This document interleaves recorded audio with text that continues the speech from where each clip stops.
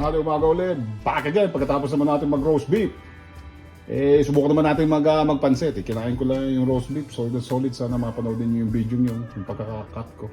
For like a minute or two na video. Sana mapanood din nyo. At maraming salamat ulit sa mga lumat bago na tumatangkilik ng ating video. But anyways, tara tayo magpansit naman. Gaya nga sabi ko, sibuyas bawang, ingredients, may mantika tayo sa side, meron tayong carrots, meron tayong celery, meron tayong toyo, meron tayong oyster sauce kasi nataob natin para. At ayun, yung kanton natin, pansit kanton. May atay tayo ng manok.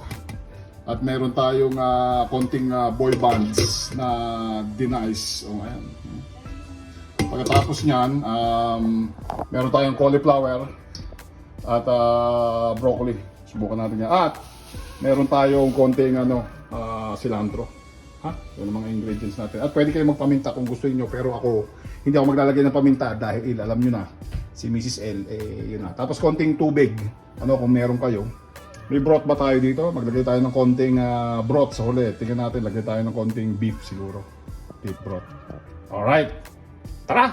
Luto ang version, pansit tayo. As per usual, tayo mag-isa ng sibuyas bawang.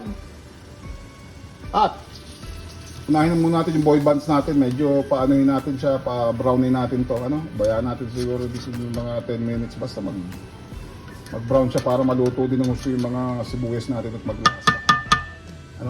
Hindi na siguro ako maglalagay nga ng asin, pero yan, pabayaan lang natin for a few minutes. Next! Nung medyo nag-change ng kulay, nawala yung pula nung baboy, ilagay natin to, siguro na natin lutuin. Tatakloban ko to for like, few minutes. Pero habang takloban natin yan para masarap, lagay natin yung mahiwagang toyo natin. Para may, teka lang mga kaya, para may alat siya. Right. Taklo ba natin? Tapos tsaka natin lagyan yung susunod yung oyster sauce natin kasi maglalagay din naman tayo ng tubig. Anyway, taklo ba nyo for 10 minutes or 5 minutes hanggang maluto. Next! Mga ka-El Diablo, kumulo, luto, haluin natin. Lalagyan ko ng titimpla ko ng konti. Mga mahalat yan lalagyan ko pa ng kikobon. Ready na natin. Oyster sauce. Kikobon ba to? Hindi, oyster sauce, sorry. Pasalamat tayo kay Mrs. L. Halo-halo. Diba sabi ko sa inyo pahalo, tapos lalagyan ko kasi ng konting pahawak konti nito beef powder o beef cubes. Tansyahan lang mga kaya, konti lang para luminom na Tapos mga kael, yan, aluin nyo. Babansiwan ko siya ng konting bake to. Ako ko lang pa yan hanggang maluto pa ng gusto yung ating atay. So, tingnan ko ng konti for like 15 minutes. Gusto ko kasi luto siya ng maigi. Bukod sa frozen, right?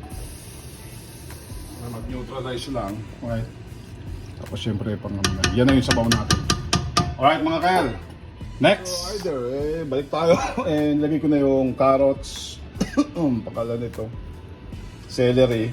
Right? Tatakloban ko to for a few minutes. Katapos lang kasi niya kumulo. I think okay na yung laman ko kasi naluto. Iwan natin to for another 5 minutes. Then tsaka ko ngayon sasangkotsahin yan yung ating pansit canton. Oy, pakanto naman dyan. Alright, next. Lagay ko yung canton. Canton naman dyan. Medyo marami yata yung sabaw natin pero kumulo after like 5 minutes. Diba? Haluin nyo lang na maigi. Kuha ko na isa pang pangsangkot.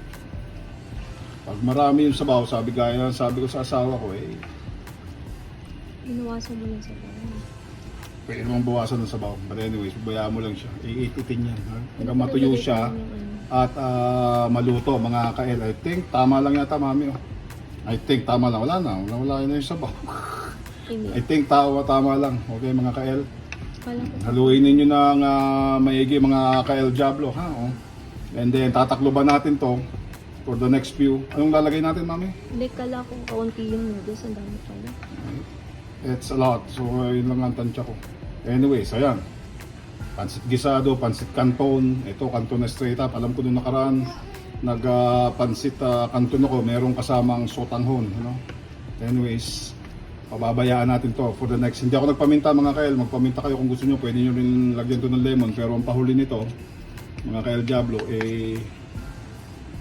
maglalagay ako ng cilantro. I'll catch you guys back next sa huli nito at final. Ito po yung nilabasan ng ating pansit gisado o pansit canton gisado.